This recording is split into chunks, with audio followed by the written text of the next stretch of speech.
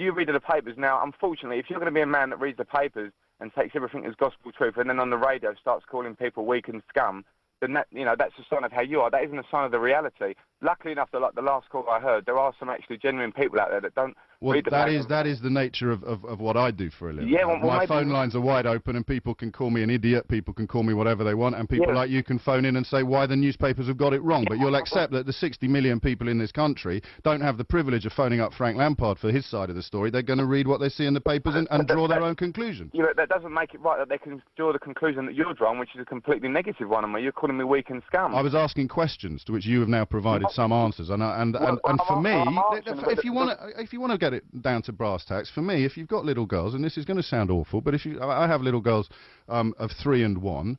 I can't conceive of any circumstances in which I wouldn't fight tooth and flipping nail to hold my family together. Excuse me, what do you think I've been doing for the last 2 years? Let me tell you something now, right? My mother died a year ago today, right, which has been a huge impact on my life, on my family's life, on my sister's life. And unfortunately, that's had a huge impact on my relationship at home. And there is nothing, I wish I could do a lot about that, but unfortunately I can't do nothing about that. So I find it insulting that you're telling me you would fight tooth and nail, insinuating that I wouldn't fight tooth and nail. That's what I've spent time doing. You don't know anything about me, and you're insinuating that I'm weak and scum because I haven't fought tooth and nail. The hardest part of this whole breakup for me is not waking up with my kids every day.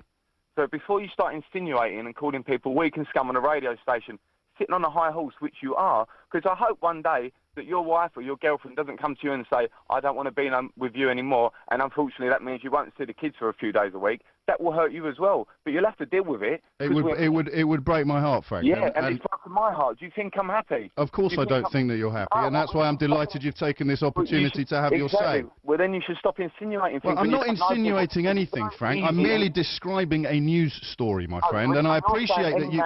Listen, you're saying any man that lets his kids live in inferior circumstances to him is weak and scum. Yes, I am saying that, and you're telling me you're not that man. So in a way, you agree with me. Exactly. No, yeah, but I'm not. Yeah, but you're insinuating about me. No, I was describing a news story. Let's not get. Listen, at the time of saying that statement, you're talking about me, correct or not? The last phone conversation I heard was about me. My sister's been listening for the last half an hour, and the conversation's about me.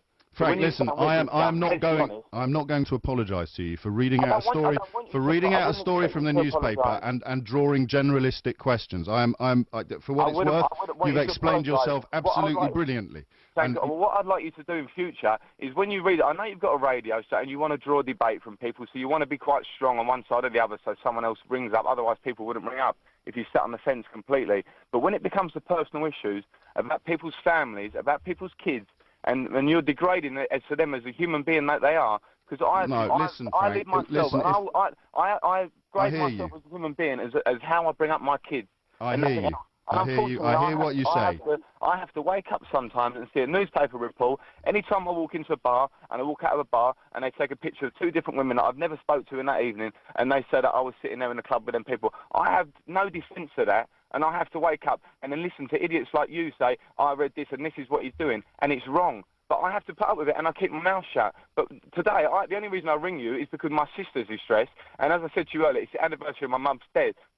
So do you think my sister needs to hear idiots like you saying it on the radio station? Of course I don't. I was completely unaware of your family anniversary. Sometimes you should think about things before you speak about them, because you're speaking about personal people now. Of course I am. Ring up man to man. Forget the radio show. I'll speak to you man to man about that. I'd welcome that opportunity, Frank, and I will apologise to your family for drawing up difficult domestic situations on a day which was clearly of enormous emotional impact already. I'll offer that apology unreservedly, but you'll understand that I'm not likely to have an anniversary like that in my desktop diary.